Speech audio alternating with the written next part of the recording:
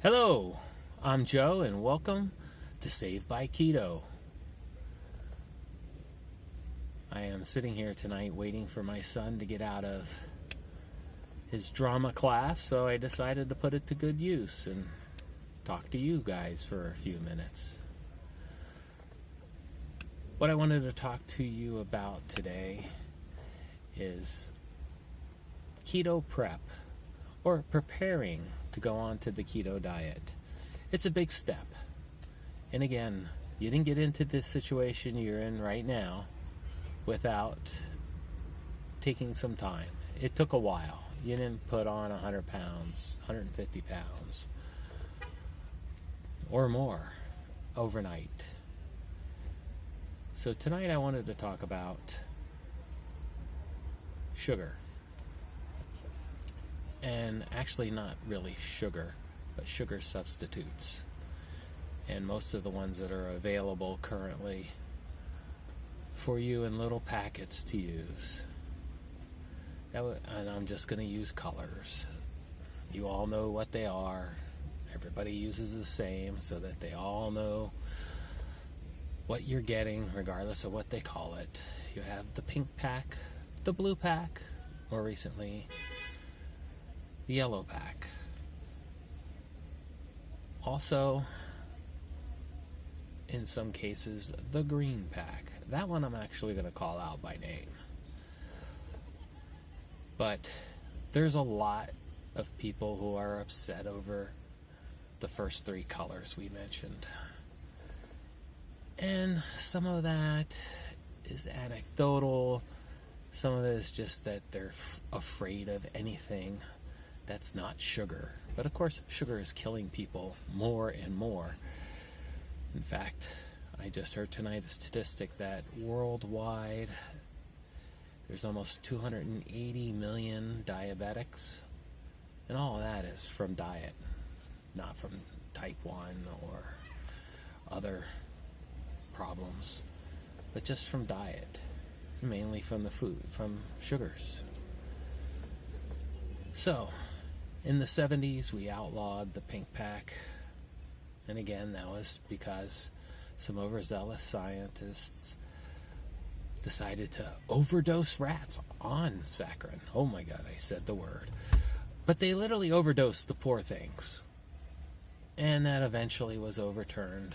I mean, I'm sure the big companies that were producing saccharin were behind some of the push to get that done, but it's been 40 years since that overturn, and all these people who have been using saccharin haven't dropped dead either, or died prematurely early.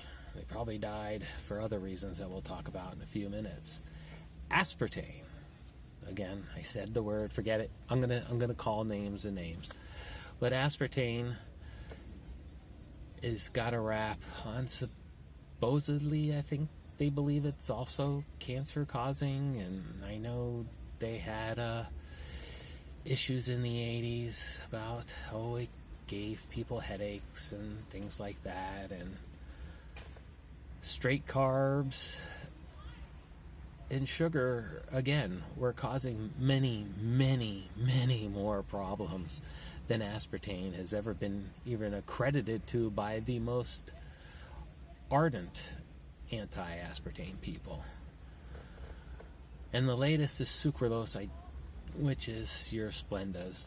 I don't know exactly what all the hoopla is with that one, but I definitely have people that are like, oh, no, I don't do the yellow one.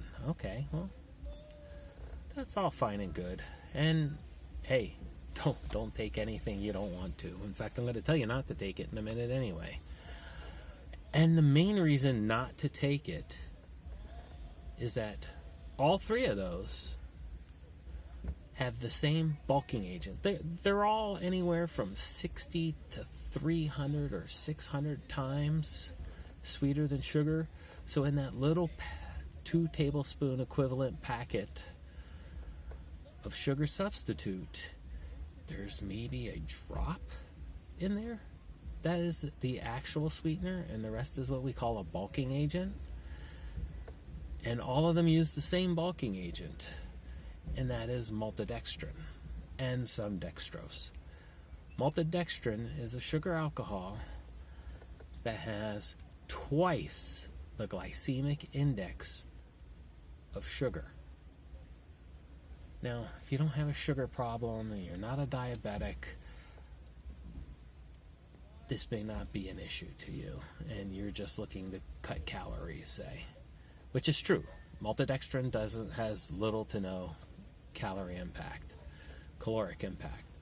But, again, it literally has the same effect on your blood sugar as 2 packets of sugar, because sugar's glycemic index is around 60. So, I highly recommend anybody who has these colors in your closet, if you are a diabetic, if you're near diabetic, if you've been told to watch your sugars, get rid of them.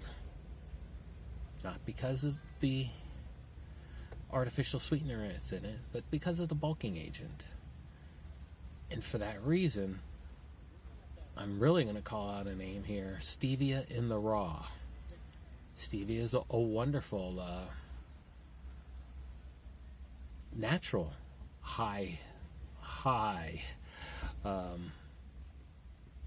sweetness. It's about 300 times sweeter than sugar is.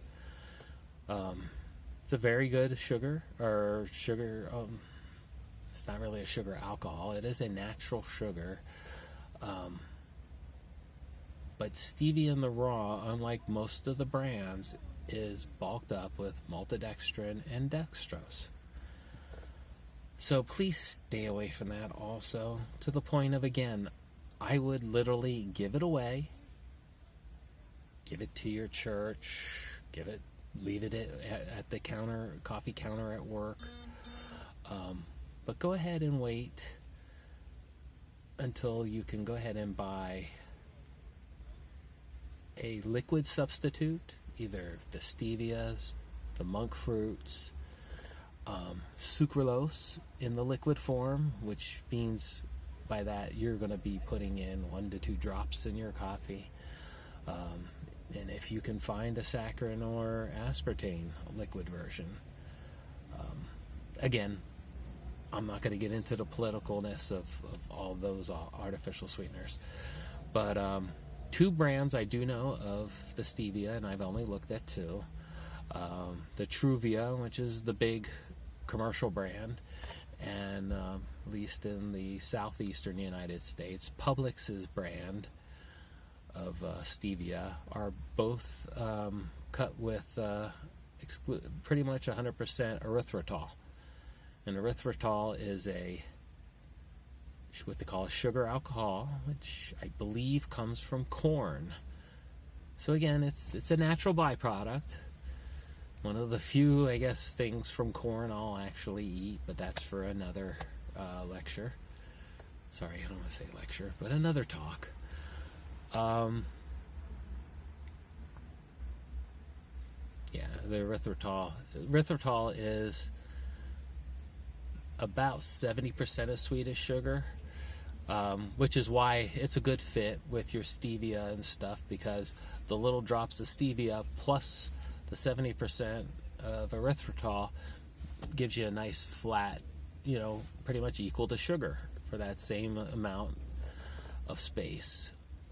And again, erythritol is my go-to sugar if I'm going to use a solid sugar at home and for baking. Excuse me. So that's something that you can look at getting into, especially if you're already using one of the little color chart there, swapping it out for stevia Truvia or the Publix brand of stevia. That I would ask you to do immediately, whether you go keto or not, whether you go low carb or not. Please get rid of those.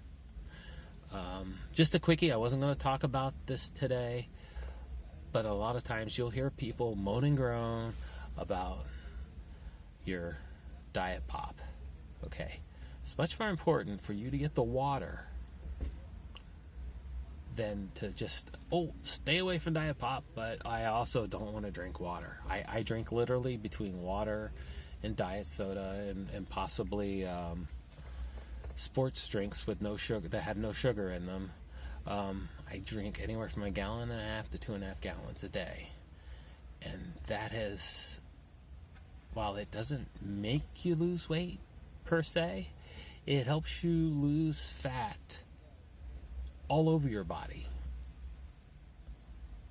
I believe that is one of the reasons why I have so little loose skin after dropping 100 pounds in only a year, a little over a year.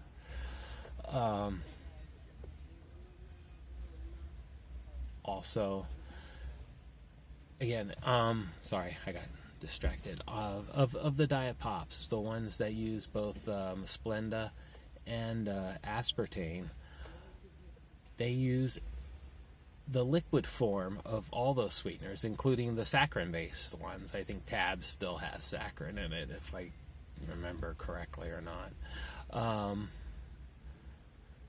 It uses the liquid version, so you're not getting all that maltodextrin in there. So you're not getting, and believe me, if Diet Pops truly gave you a blood sugar spike, it may, for some that are so jonesing for sugar that their body freaks out. I'm not used to. I haven't had a full sugared pop since the late 70s when my dad switched to drinking Diet Pop only. So that's all that was bought in the house. So that's what I drank, and that's what I got used to. And again, it's not for everybody. Would I rather drink straight water? Actually, with as much water I drink and as little food as I get in, the little bit of extra sodium that is in those drinks is a help. But like I said, no matter what you do, please get rid of those artificial sweetener packages. And when I tell you that those are going to increase your sugar index twice as much as regular sugar, I'm still not telling you to use sugar instead. Okay? You're putting on weight because of your glycemic index, which is telling the insulin in your body to create insulin, which is then going to convert your carbohydrates you're eating into fat storage. That's what's making you fat. That's why, we've been drinking and eating all this low-fat, no-sugar stuff, but still getting 60%, according to the federal government, of our calories from carbohydrates. And at the same time, we're spiking our insulin, causing us to store all that carbohydrates into fat, along with 4 times its weight in water. Again, that's why we're just bulking up. Alrighty, I think that's enough for tonight. I filmed this already once this afternoon during my lunch hour in the garage, and then I got a call in the middle, and it cut off the recording, and I didn't want to record it again, so I may be a little bit more polished than usual because I've done this once already. But I just want to remind everybody, like and subscribe. I think I have 1 subscriber at the moment. Thank you. You know who you are. But again, I one of the reasons why I started this, I waited. I've been wanting to do the YouTube channel for a while because I've been encouraged by a lot of YouTubers, for which I'll give you a little bit of homework for who to watch in a minute. And this one's a little longer than usual, sorry. But I waited till I hit 100 pounds off because I thought, that gives me a little bit more credibility. Not that I am doing this for credibility's sake. And again, much like the bike riding I do every night, and I post the routes, the program that I use to track, posts it for me. But I post every night onto the Facebook, and it keeps me accountable. And hopefully I'll get some more subscribers, and Even the one subscriber I have right now makes me feel accountable that I need to get these videos done and up. That's why I'm doing the one take live versions, because I don't have the time to edit videos for hours. But I will get better. I'm getting a microphone, lavalier mic, should be in there in a couple weeks. So I hope everybody has a good time. All right. But I was going to say, if I ever do have any, well, even if you don't subscribe, like and subscribe, go ahead and post any questions you want below. No question is too silly. Please ask them. I will either answer them in the comments and or make a video, because your question eventually, even though nobody's watching videos today except for you know who you are, somebody eventually will watch the older videos and learn something. All right. Yesterday or last video I told you that you should be checking out Dr. Ken Berry. Ken D. Berry, MD. He's I believe he's a generalist in Tennessee, and excellent guy. Does wonderful 6-7 minute videos, which I got to get back down to. He does a lot. I agree with a lot of what he says. I don't agree with everybody that I watch on YouTube, but you don't need to. Take from each one what you like. But another guy, Dr. Berg, B-E-R-G, has just hit 1 million subscribers. He's a chiropractic, runs a chiropractic weight loss clinic up in DC area, Virginia, something like that. And except for the fact that he's obsessed with 7 to 10 cups of greens a day, and is truly obsessed with intermittent fasting, 1 meal a day. Don't let that stuff scare you. Plan on doing keto, doing 3 meals a day, just like you're eating now.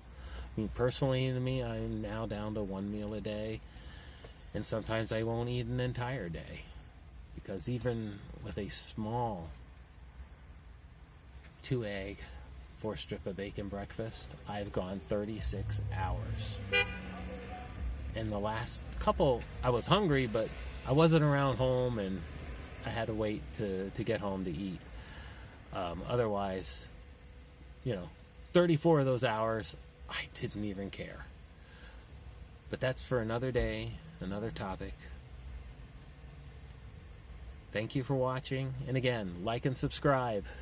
It means a lot, especially since YouTube won't let you monetize anything under 1,000 subs. So the only thing I do this for is for likes and subscribes.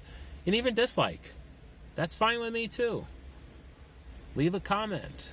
Like I said, any question you have, I will answer. Except if it's rude and I may ignore you. But heck, that means you watched. Talk to you later. Bye-bye.